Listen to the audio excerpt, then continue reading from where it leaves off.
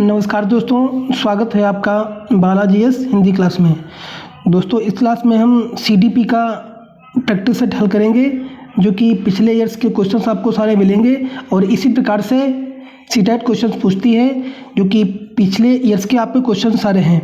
तो चलिए प्रारंभ करते हैं। पहला क्वेश्चन है, जब बच्चा फेल होता है तो इसका तात्पर्य है। इसका उत्तर क्या हो जाएगा? जब बच्चा फेल होता है तो इसका तात्पर्य क्या होता है? इसका तात्पर्य ये होता है कि बच्चा जब फेल हो गया तो इसका मतलब है आपकी व्यवस्था फेल हो गई। जब बच्चे के अनुसार व्यवस्था नहीं होगी तभी बच्चा जो क्या होता है, फेल हो जाता है। बाकी बच्चा कोई कमज़ोर नहीं होता है। आपके पढ़ाने का तरीका अगर ठीक है, व्यवस्थाएं आपके ठीक है, तो बच्चा कभी फेल नहीं होता है। तो सबसे सटीक उत्तर आपका यही हो जाएगा कि व्यवस्था फेल हुई। तो ऑप्शन नंबर आपका हो जाएगा सी। दोस्तों इसके अलावा कई प्रैक्टिस सेट मैं दे चुका हूं। अगर आप ना देखे हो तो प्लेलिस्ट में जाकर के देख सकते हैं। और ईवीएस का भी प्रैक्टिस सेट मैं दे चुका हूं, बहुत सारे प्लेलिस्ट में पड़े हैं। और पर डे आपका एक प्रैक्टिस सेट सीडीपी का और ईवीएस का भी सेट आता है। आप लोग ना देखे हो तो प्लेलिस्ट में जाकर के देख सकते हैं। चलिए अगला क्वेश्चन देखते हैं। शिक्षण से अधिगम पर बल देने वाला परिवर्तन हो सकता है। दोस्तों क्या हो सकता है? शिक्षण से अधिगम पर बल देना परिवर्तन हो सकता है बाल केंद्रित शिक्षा पद्धति अपनाकर। तो सबसे सटीक उत्तर आपका हो सकता है, क्योंकि रटने को प्रोत्साहित करके तो कभी बच्चों को रटाना नहीं चाहिए।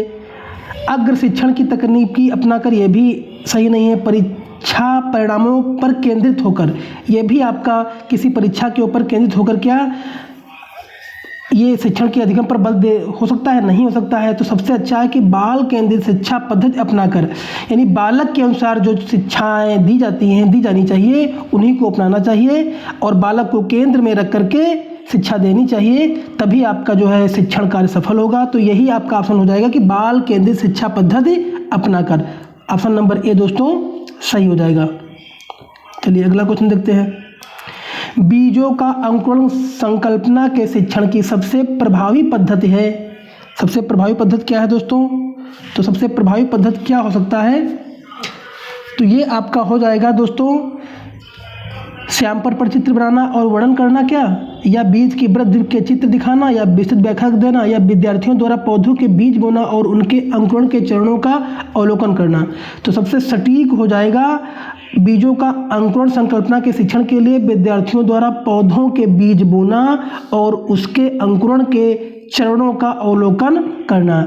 आप बीज बो दीजिए और फिर उसके जो चरण, जिस प्रकार के चरण हैं उसके उनका जो अवलोकन बच्चों को कराइए, तभी आपका जो है सबसे प्रभावी पद्धति हो सकती है। तो ऑप्शन नंबर आपका दोस्तों ए सही हो जाएगा। चलिए अगला क्वेश्चन। समावेशी शिक्षा क्या है दोस्तों? तो समावेशी शिक्षा क्या है?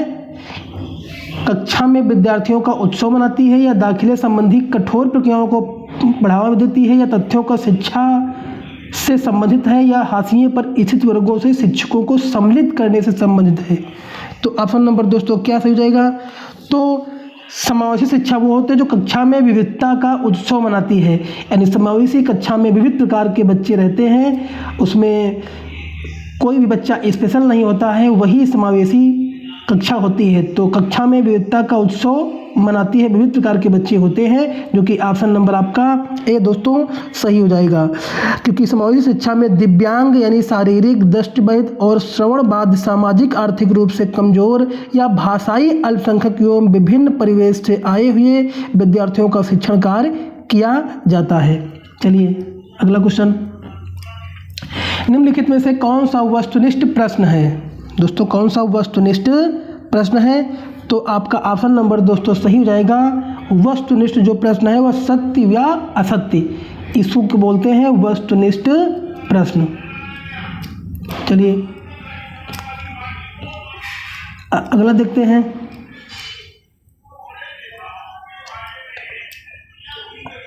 अगला क्वेश्चन दोस्तों है, निम्नलिखित में से कौन सी प्रगतिशील शिक्षा की विशेषता है? तो प्रगतिशील शिक्षा की विशेषता क्या है दोस्तों? प्रगतिशील शिक्षा की जो विशेषता होती है वह समय सारणी और बैठने की व्यवस्था में लचीलापन, यही आपकी प्रगतिशील शिक्षा की व्यवस्था होती है। और इसके अलावा दोस्तों प्रगतिशील शिक्षा की मुख्य विशेषताएं कौन कौन सी होती हैं? जो कि विशेषताएं होती हैं, पाठ्यक्रम पूर्व ज्ञान पर आधारित हो जो शिक्षा होती है, और समय सारणी और बैठने की व्यवस्था में लचीलापन भी हो, और पाठ्यक्रम और शिक्षण विधियां आदि बालकों पर स्तर, रुचि, क्षमता, योग्यता के अनुसार हो, और पाठ्यक्रम क्रियाशील के सिद्धांत पर आधारित हो। ये इसकी प्रगतिशील शिक्षा की विशेषताएं होती है। चलिए अगला क्वेश्चन।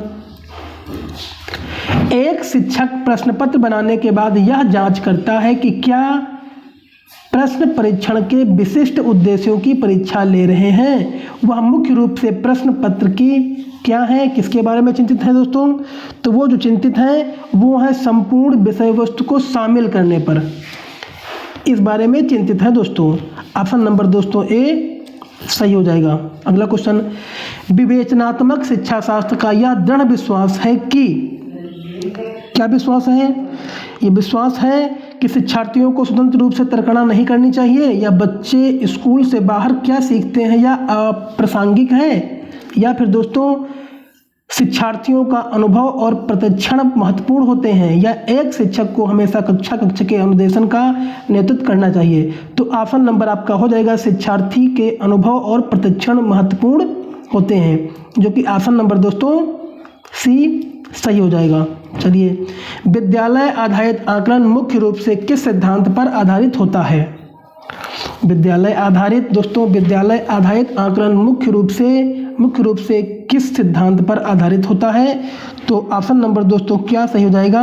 जो कि ऑप्शन नंबर दोस्तों आपका सही हो जाएगा। बाह्य परीक्षकों की अपेक्षा शिक्षक अपने शिक्षार्थियों की क्षमताओं को बेहतर जानते हैं। बाह्य परीक्षकों की अपेक्षा शिक्षक अपने शिक्षार्थियों की क्षमताओं को बेहतर जानते हैं। ऑप्शन नंबर दोस्तों यही सटीक हो जाएगा, जो कि विद्यालय आधारित आकलन मुख्य रूप से इसी सिद्धांत पर आधारित होता है दोस्तों। चलिए अगला क्वेश्चन देखते हैं। शिक्षार्थी वैयक्तिक भिन्नता प्रदर्शित करते हैं, अतः शिक्षक को सीखने के विविध अनुभवों को उपलब्ध कराना चाहिए। ऑप्शन नंबर आपका दोस्तों ए सही हो जाएगा, क्योंकि शिक्षार्थी वैयक्तिक भिन्नता प्रदर्शित करते हैं, जो शिक्षक को सीखने के विविध अनुभवों को उपलब्ध कराना चाहिए। और समावेशी शिक्षा के अंतर्गत एक सामान्य कक्ष में विभिन्न वर्ग, जात, धर्म, भाषा, लिंग, शारीरिक और मानसिक सामाजिक क्षेत्रों के विद्यार्थी होते हैं, जिनकी अपनी अपनी अलग अलग योग्यता, क्षमता और आवश्यकता आदि होती है। ऐसे विविधता भरे कक्ष में विभिन्न शिक्षण विद्यार्थियों के माध्यम से विविध अनुभव उपलब्ध कराना चाहिए दोस्तों। अगला है, निम्नलिखित में से कौन सा विकास का सिद्धांत है दोस्तों? तो विकास का सिद्धांत क्या है दोस्तों? तो विकास का सिद्धांत जो आपका दोस्तों है, सभी को विकास दर समान नहीं होती है। बिल्कुल सही, प्रत्येक बालक एक समान नहीं होता है, सबकी विकास दर समान नहीं होती है। यही आपका जो है सही हो जाएगा। बाकी विकास हमेशा रेखीय होता है, तो हमेशा रेखीय होता ही नहीं है, यह निरंतर चलने वाली प्रक्रिया नहीं है, ये भी गलत है। बल्कि जो है आपका विकास निरंतर चलने वाली प्रक्रिया है, यह हमेशा बच्चों का विकास होता रहता है। तो ऑप्शन नंबर ए सबसे सटीक हो जाएगा दोस्तों।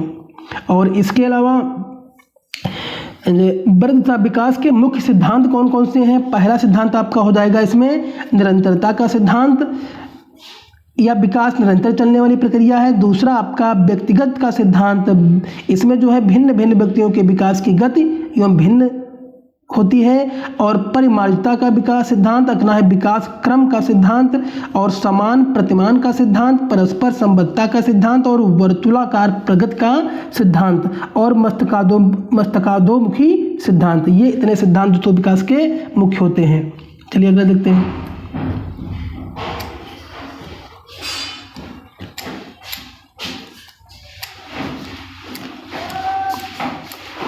अगला है, एक शिक्षिका पाठ्य वस्तु और फल सब्जियों के कुछ चित्रों का प्रयोग करती है और अपने शिक्षार्थियों से चर्चा करती है कि विद्यार्थी इस जानकारी को अपने पूर्व ज्ञान से जोड़ते हैं और शोषण की संकल्पना को सीखते हैं।